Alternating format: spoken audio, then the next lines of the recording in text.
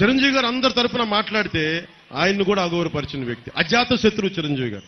కనీసం భోజనం కూడా పెట్టకుండా అలాంటి అజాత శత్రువుని కూడా ఇతను కించపరిచిన వ్యక్తి.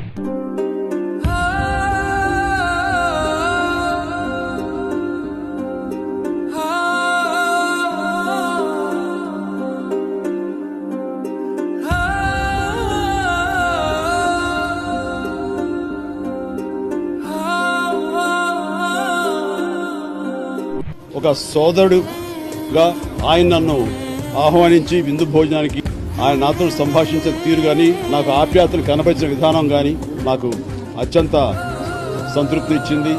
అలాగే దగ్గరుండి శ్రీమతి భారతి గారు వడ్డించడం కూడా చాలా ఆనందంగా ఉంది.